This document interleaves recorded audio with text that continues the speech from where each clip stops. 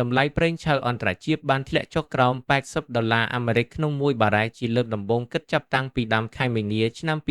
2026ដោយសារទីផ្សារមានទំនុកចិត្តថាការបិទច្រកសមុទ្រ Hormuz នឹងបញ្ចប់ឆាប់នេះដែលនេះនឹងអនុញ្ញាតឲ្យការផ្គត់ផ្គង់ថាមពលពីតំបន់នាំចេញប្រេងដ៏សំខាន់បំផុតមួយរបស់ពិភពលោកដំណើរការឡើងវិញតម្លៃប្រេង Brent ត្រូវបានជួញដូរក្នុងតម្លៃ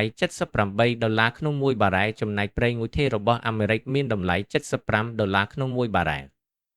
ការបិទច្រកសមុទ្រ Hormuz ទាំងស្រុងចាប់តាំងពីសង្គ្រាមនៅអ៊ីរ៉ង់ផ្ទុះឡើងនៅថ្ងៃទី28ខែកុម្ភៈឆ្នាំ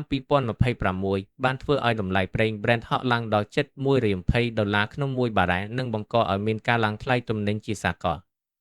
ទោះជាយ៉ាងណាប្រធានាធិបតីអាមេរិកលោក Donald Trump បានប្រកាសថាច្រកសមុទ្រនេះនឹងបើកដំណើរការឡើងវិញពេញលេញនៅថ្ងៃសុក្រសប្តាហ៍នេះដោយមិនគិតថ្លៃឆ្លងកាត់ទេព័ត៌មានស្ដីពីកិច្ចព្រមព្រៀងសន្តិភាពរវាងសហរដ្ឋអាមេរិកនិងអ៊ីរ៉ង់ដែលជិតលេចចេញជារូបរាងបានធ្វើឲ្យតម្លៃប្រេងមានការធ្លាក់ចុះខ្លាំងនៅដើមសប្តាហ៍នេះយ៉ាងណាក៏ដោយភាពមិនច្បាស់លាស់អំពីវឌ្ឍនភាពជាក់ស្ដែងនិងការវិភាគនៃការវិលត្រឡប់ទៅរកភាពប្រក្រតីនៃការដឹកជញ្ជូនតាមច្រក Hormuz នៅតែបន្តជាកត្តាធ្វើឲ្យតម្លៃប្រេងមានការប្រែប្រួល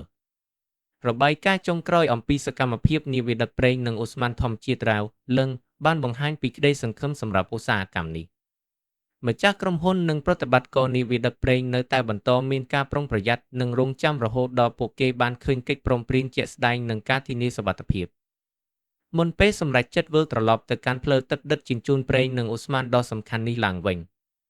នេះបើតាមការបញ្ជាក់ពីលោក Jotaro Tamura នាយកប្រតិបត្តិក្រុមហ៊ុន Mitsui Oil Lines នាវាដឹកប្រេងខ្នាតយក្ស Suezmax មួយគ្រឿងដែលដាំឡើយមានទីដៅទៅកាបូងក៏បានប្តូរទីដៅទៅកំពង់ផែ Fujairah របស់អេមីរ៉ាតអារ៉ាប់រួមផងដែររួមទាំងនាវាដឹកប្រេងមួយគ្រឿងទៀតដែលដាំឡើយមានទីដៅទៅអាហ្វ្រិកខាងត្បូង